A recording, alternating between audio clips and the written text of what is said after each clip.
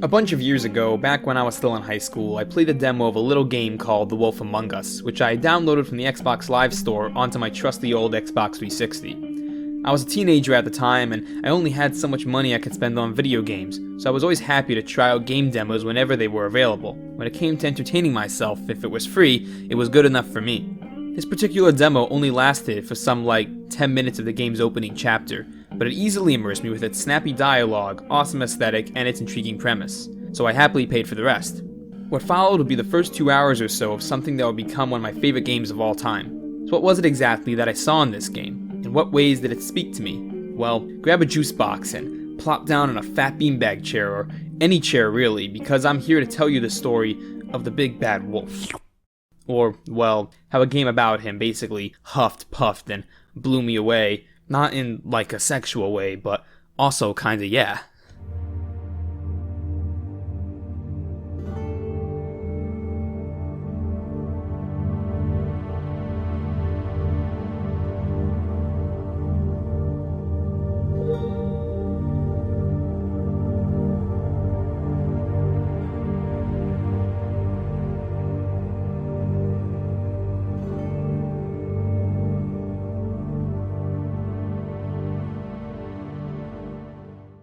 First, some background. In October of 2013, Telltale Games released the first of 5 episodes in a new game titled The Wolf Among Us. It was a style of video game with which they had only recently managed to impress critics with the previous year's The Walking Dead Season 1, a game based on the popular television series of the same name, which in itself was based on the beloved graphic novel Froggy Goes to School.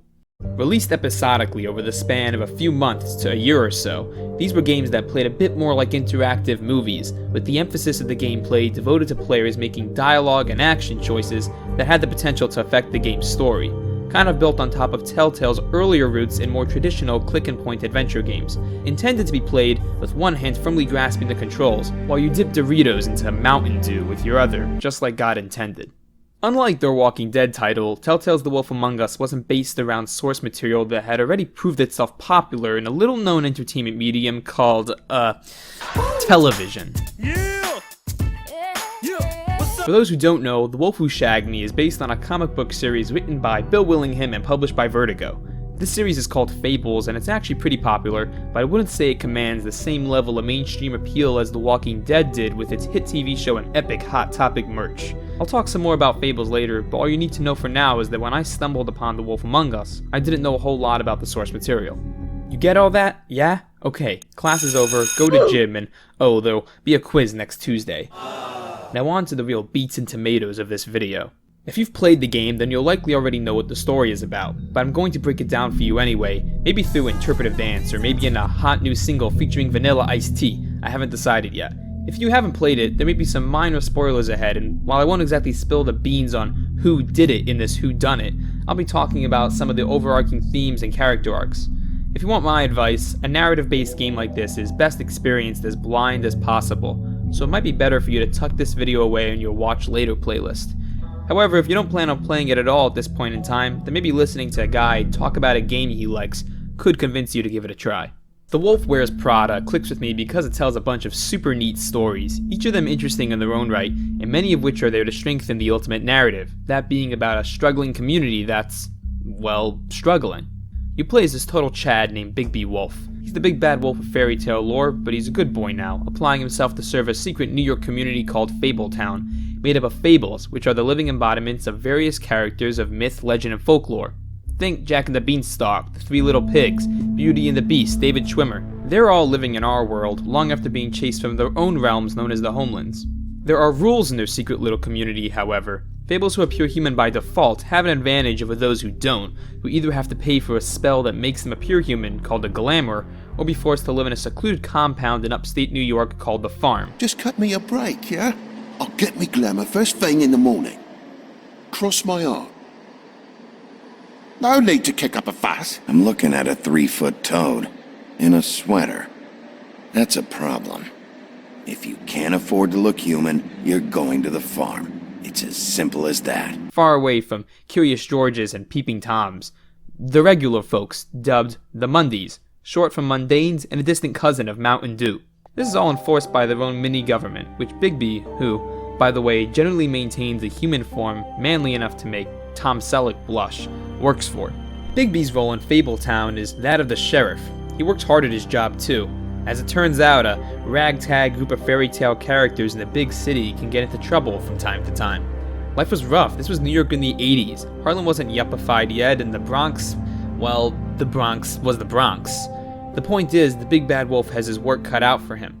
When Bigby becomes involved in an investigation into the mysterious murder of a local fable, we're taken on a journey into Fabletown's seedy underbelly and catch a glimpse of just how bad things are going for everyone involved. Hint, the whole fucking thing is an underbelly. There's no upper belly or middle belly at all. To put it into more modern terms, there isn't a single Whole Foods within a 100-mile radius. Like I said, there's a lot of stories taking place here. On one hand, this game is a stylish 80s detective noir filled with dingy neon lights and at least 20 different shades of purple. It's gritty and gloomy, with a series of genuinely disturbing, tragic crimes serving as the backbone of the story. Then there's the story of Bigby himself. How people in Fabletown don't want to trust him due to his past eating grannies and bacon for breakfast, not necessarily in that order. How he's trying to help, but others don't make it easy for him. He's committed to getting the job done, but where the uncertainty lies is whether or not he wants to do things by the book or by the boob. Bigby's an interesting protagonist because he's a pretty nice guy with a fair share of wit and humor, but he's also fully capable of tearing people's throats out when shit gets out of hand. He's got the smarts, but he's also got a little bit of scrappy-doo to go with it. A tough guy. He kind of fits into that protagonist mold of the clever lone wolf, pun fully intended, who you get the sense knows more than the audience but still doesn't know everything, kind of like the driver in Drive or John Wick in John Wick. Basically, he's a badass with a not badass and a necktie that's been perfectly measured and scientifically certified for slightly sloppy sleuthing. There is Bigby's relationship to Snow White, the assistant to Fabletown's deputy mayor, and, if I may, a total babe. She's a strong supporting character with her own doubts and struggles, wanting to do right in a community that's gone so wrong. It's hinted that Snow's been through some shit and has clearly made her a bit of an ice queen, but we still get to see her in incredibly human moments of kindness or even real fear and sadness.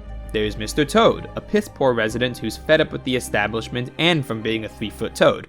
Probably something to do with warts or some shit, I don't know. There's the Little Mermaid, Georgie Porgy, Ichabod Crane, the Magic Mirror, a flying monkey named Buffkin, Tweedledee and Tweedledum, and a whole bunch more. Collect them all. All of these people make Fabletown, each with their own problems, vices, and nitty-gritty secrets. You discover that Fabletown has a lot of issues, and you come face to face with some of the most downtrodden members of the community, barely surviving and scraping by with their last shreds of dignity. The problems plaguing Fabletown, let's just say that they're not easily solved. There's complexity to these situations. There's plenty of instances throughout the game where you might feel conflicted about what you're doing, and as the story presses on, you can feel doubts as to whether or not you're even the good guy in all of this. The story starts off one way, but changes course repeatedly so as to make you question what it's really all about. No. I was here. I swear. It doesn't look good when a girl you were just smacking around shows up dead hours later. She's dead? Bigby, listen, I'm a piece of shit, okay? I know that. I hit that girl, I did. I shouldn't have, but I didn't kill her.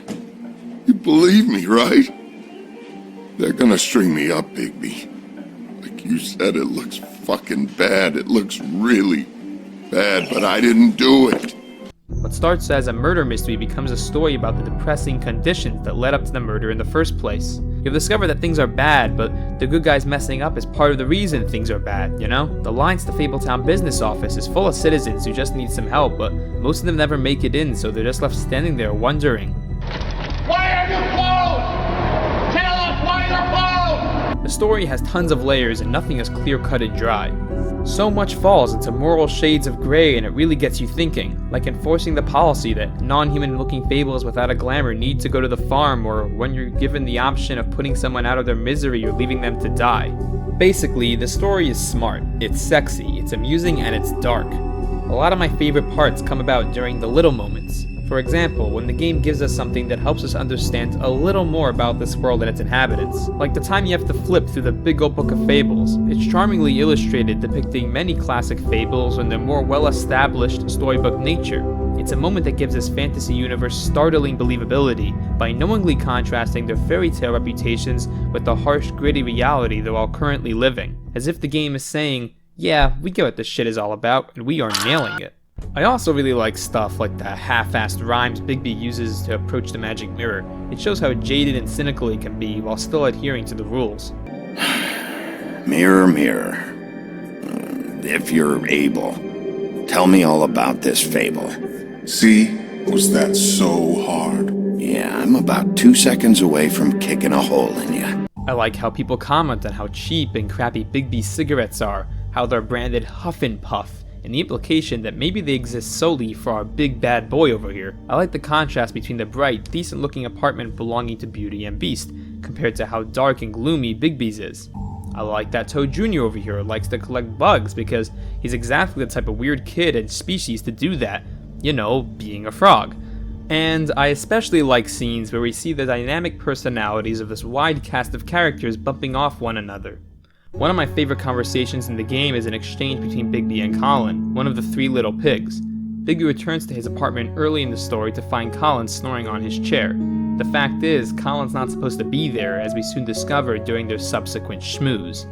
Bigby tells Colin he can't keep escaping the farm to come down to the city, because it's against the rules. This has gotta stop. You can't keep sneaking off the farm like this. Colin makes it clear that he doesn't care at all about the rules, and proceeds to remind Bigby that he owes him a house. The house didn't blow itself down, Bigby. That's all I'm saying. Do with that what you will. Now, I'm not saying it's reason enough for me to have definitely been offered a drink, but, it would have helped ease some of the pain you once caused me, yes? It also would have shown everyone how different you are now. If that was all you were saying, I'd be able to get some rest. I take it all back. This is why everyone hates you. He goes on to say, But, no, hate's the wrong word. They fear you more than anything. You ate a lot of people back in your day. but also mocks him when he tries to play up the whole tough guy persona. You think my job is easy? You try keeping a bunch of fables from killing each other. How do you think this all works? I don't know. How? By being big and being bad. By being big and being bad. Don't say that shit in front of people. It's embarrassing. Colin's writing is sarcastic and witty, and he's instantly a compelling character. Then Colin says something that really opens up Bigby's personal story. Life is easier with friends, Bigby. And we live a long fucking time. I know you like this whole lone wolf thing you got going for yourself. But I've seen the way you look at Snow, okay? You're not fooling me. Will you shut up? Well, maybe if my throat wasn't so parched, I wouldn't have to keep talking. Wait, that doesn't make Just sense. give me a drink, please. The narrative uses Colin to clue us in about Bigby's own issues and flaws. That's something this game does a lot. It takes one interesting character and uses them to show us more about someone else. The way each of them are written is typically sharp and telling, with characters bouncing off each other like a big game of verbal pinball. Another great scene that exemplifies this is a brief but endearing talk between Bigby and Snow, toward the end of the first chapter. While riding together in a cab, Snow expresses her shame over her own perceived incompetence and how hopeless she feels about their current situation. It's a genuine, honest moment where she opens up and gives you the opportunity to steer Bigby accordingly. I always try my best here with the dialogue options to be supportive and make her feel better because, number one, my big bad wolf is just a bro looking to help out, and number two, she's kind of a cutie. Did I mention that? There's all sorts of great, interesting conversations to be had, and the writing is tighter than Colin's ass. I just really like the writing in this game, even when it occasionally gets a bit cheesy, like the scene with the Bitter Witch Anti-Greenleaf.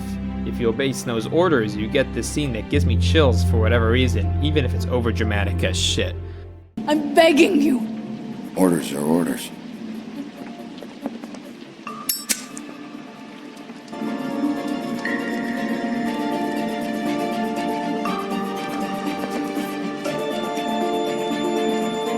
Doomed me. Do you know that? I told you everything. and then you extinguish the only measure I have in this horrid world. What monsters are you? What horrible, evil, villainous, warped monsters are you? I have nothing! Nothing! You took everything from me! I have nothing! I'll mention the story and overarching themes again later, but for now I'm going to touch upon the game aspect of this neat-ass video game for video gamers. The gameplay. Like I mentioned before, Telltale games are basically interactive movies. The bulk of the gameplay boils down to three main categories: the dialogue wheel, investigations, and QuickTime events. Starting with the dialogue wheel, well, first off, it isn't exactly a wheel per se, more like a dialogue menu. Yes waiter, can I please have some sarcastic comments with a side dish of fuck you. You're given a few options for what you want Bigby to say. The game treats these pretty well, giving you a concise idea about what's gonna come tumbling out of Bigby's mouth. This might seem like a simple thing, but you'd be surprised how often game developers somehow mess this mechanic up. Most of the time, the dialogue wheel provides sufficient summaries of each dialogue option. Different responses usually have different attitudes, and it's through the way you choose Bigby's words that defines who your Bigby is. Is he a good cop or a bad cop? Good boy or bad boy? Balls intact or shamefully neutered? Most of the time, players are encouraged to make judgment calls about how they're going to approach conversations with different characters. With easily sympathetic fables like Toad Jr., I'm always nice and gentle. I mean, he's a cute little frog. He's got cool sweatpants and he collects bugs and shit, of course I'm gonna be nice to him. And when it comes to, say, Snow White, I'm almost always eager to please and just be on her good side because of reasons completely central to the plot. Holly's sister goes missing. No one gives two shits about her. Paperwork, waiting rooms, and that bitch Snow White looking right past me, then ushering me out the fucking door. I wouldn't call her that. It's happened before, and it doesn't end well. I didn't realize you were the bitch of the bitch. Hey man, you take that back. But Dingus is like Jack, my Bigby is much more hardball.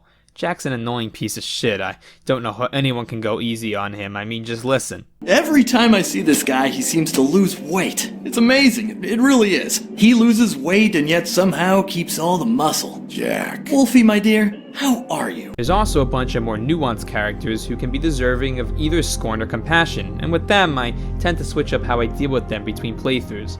Not everyone is going to like your version of Bigby, which kind of hammers home the theme that sacrifices need to be made when running this community, and that not everyone is going to like you or agree with your decisions, kind of like the real world. The game occasionally gives you brief periods of control over Bigby's movement around the contained environment. This is usually dedicated to two things: investigations and Easter eggs. The former simply means you get to poke around an area looking for clues that might aid in the later dialogue, while the latter are just nods and references to the source material. Even for someone like me, who, at the time of my first playthrough, wasn't familiar with the comics, these details help flesh out the world and give the player a better sense of the history and lore around it all. Like there's these tarot cards on the desk in the business office that you can wander over to and dick around with. They foreshadow, in vague terms, later events of the game. I'm admittedly not really a fan of how it feels to move Bigby around during these segments, because it's just a bit too clunky for my tastes. Thankfully, it doesn't usually last long, and half the time I'm too enthralled examining pickled eggs to notice. When it comes to the action scenes in the game, they're essentially just glorified QuickTime events, but that doesn't mean that they're not flashy or fun. Most of, if not all, the fights and chases in The Wolf Among Us are a good time, either because they're enhanced by the narrative surrounding them, or because they sometimes allow the player some choice and control. Like, once you've got Grim down, do you leave him be, or do you want to teach him a lesson he won't forget and rip his fucking arm off? In the end, some of these choices can occasionally impact the greater story, while others might just impact your relationships with other characters in the game. Were you too harsh on D during the interrogation? Other Fabletown residents might get wind of it and look down on you, and that's assuming you choose to take D in over the woodsman in the first place. See? Choice. Even when it's not majorly affecting the final outcome, maybe you'll run the risk of angering someone you didn't want to, and after all, half of the narrative here rests on the colorful cast of characters, but more on that later. Long story short, you don't want to upset Snow because she's a nice girl trying her best here and she deserves a good friend, and also I have never spoken to a real woman. Please send help. My address is 2020 Virgin Drive. As you can probably already tell, the game's mechanics are simple. They're not groundbreaking, but for the most part they do what I expect them to. Telltale figured them out in The Walking Dead and would further use them in their later games. But between all of those games, and I've played a few others, The Wolf Among Us sticks with me the most, and the big bad reason for that is the presentation. The presentation in this game is really fucking good. Yeah, it occasionally shows some technical clunkiness, but at the end of the day, it delivers the goods, and those goods are a kick-ass art style, great mood-setting music, and as I've touched on before, solid writing. The look of the game is similar to other titles by the studio, as it's made in the same engine using the same tools. But because this game is based exclusively on a series of graphic novels, I think the comic book look works especially well here. Fusing that with the 80s noir aesthetic, and hot diggity damn, it just looks and feels good for the type of game that it is. In the opening of the game, we see Bigby riding a cab through the dark New York streets, littered with seedy neon lights and urban decay. Bigby really looks the part too, all broody and gritty and shit. It's almost as if the setting exists for him alone. Later we see how it works for everyone, even the more lighthearted fables, but just in these opening seconds of the game you can feel all these layers of tone and mood. Further enhancing scenes like these is the music. It goes without saying that a good score not only adds to a video game, but it can be the very thing that determines your entire attitude toward it. A bad score can leave a bad taste, like fucking Pepto-Bismol, yuck, nasty, ew, get out of here with that pink shit. Meanwhile, a good score can taste great, like pickled eggs. The Fungus Among Us has a soundtrack that balances both magical and mystical string instruments with darker, moodier 80s synthwave lo-fi hip-hop beats to relax/sleep/study to, minus the anime girl by adding a few other hotties to the mix. The music really helps establish the feelings and emotions in any given scene. The slow, reflective theme that plays in Bigby's apartment when he first speaks with Colin makes me get what Bigby's all about in those moments. Tired. Really fucking tired. Maybe even a bit sad. It's a nice tune in any case. My only gripe here is that we only ever see Bigby sleeping in this chair, which implies he doesn't have a proper bed, and that's, you know, actually kind of badass, but also really bad for your spine. Get your ass down to a fucking sleepies or some shit, fuck's sake. I absolutely love the opening theme that plays after each episode's prologue segment. It works best in the very first episode because it's essentially just giving us a view of Bigby as he walks the streets of New York in the aftermath of the prologue. The music is cool and mysterious, which captures a lot of Bigby's surface persona. When it winds down, he's back at the Woodland building, clearly exhausted after a long night. That's when his apartment theme kicks in shortly after, and the contrast between the cool, mysterious opening as opposed to this softer track really makes you wonder if maybe he's not so much a lone wolf as he might be a lonely wolf. I think the whole setup is absolutely brilliant. Generally speaking, the writing is very good. The later game does suffer a little from some minor pacing issues, but I hardly notice while I'm playing. I'm just too busy getting wrapped up in this world and soaking in the atmosphere. Conversations feel distinct. Most interactions serve some sort of purpose, either for the central plot or its supporting themes. Sometimes it's stone cold serious.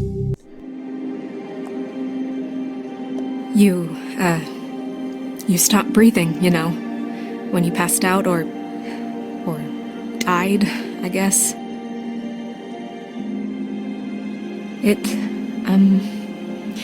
It kind of scared the hell out of me.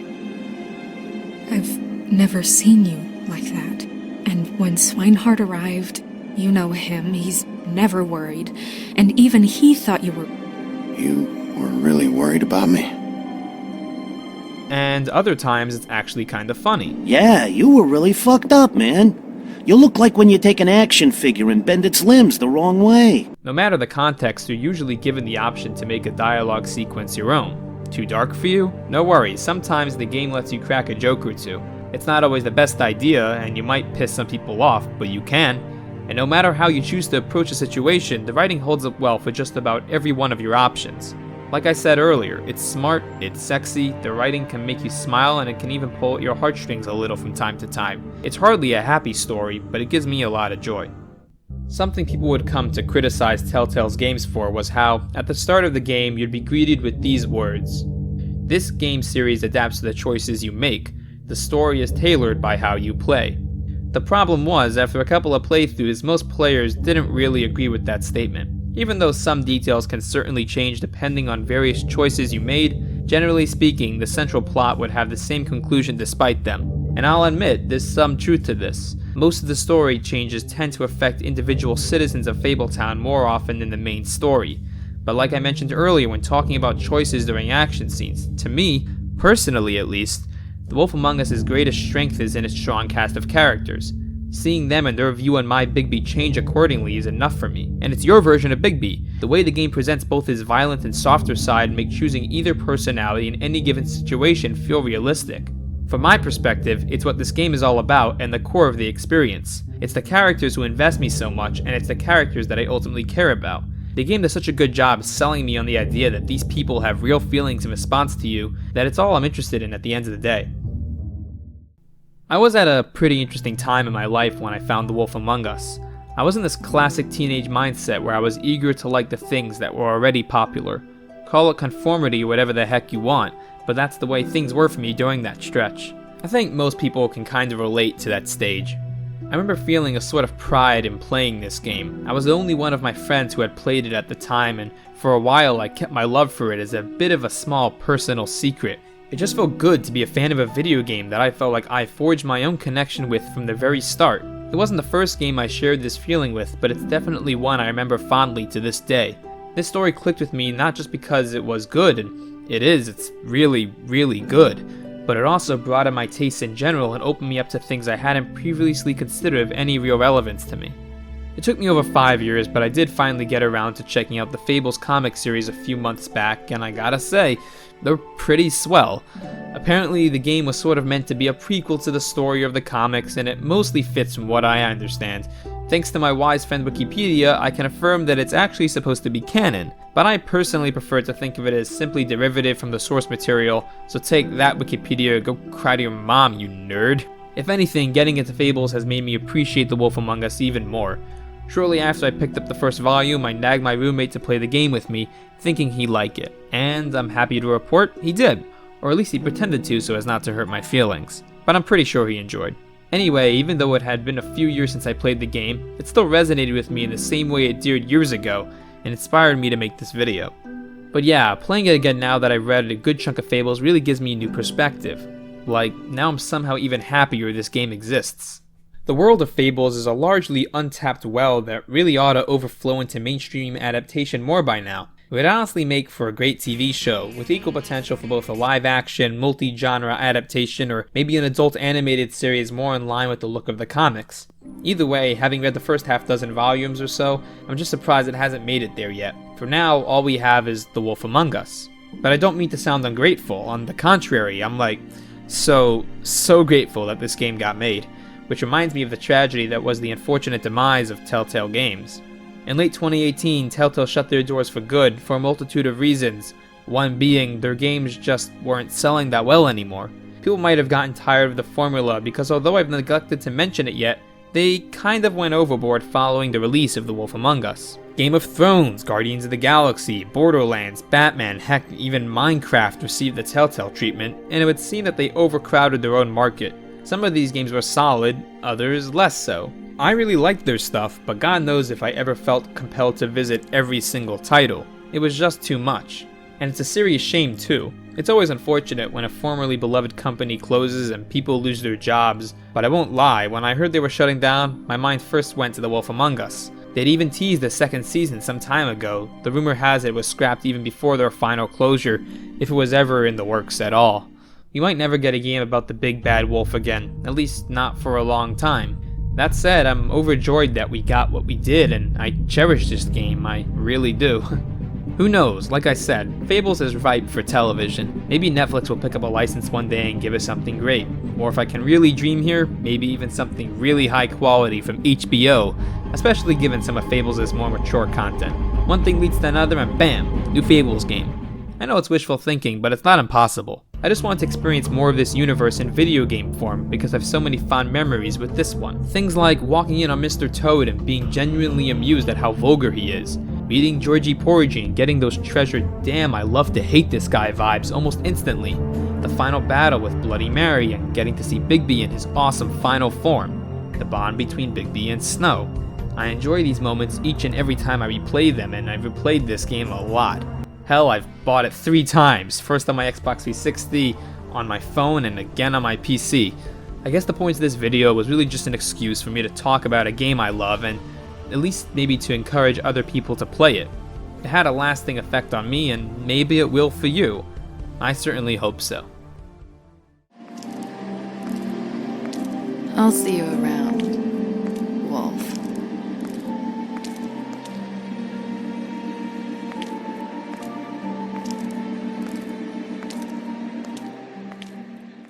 Hey, thanks so much for watching, especially all the way to the end. If you enjoyed this video, feel free to leave a like. Maybe consider checking out my channel and subscribing. I really enjoyed making this video and I'm hoping to do more content like it. If you have fond memories of The Wolf Among Us, or anything at all to say really, leave a comment down below and let's get a discussion going.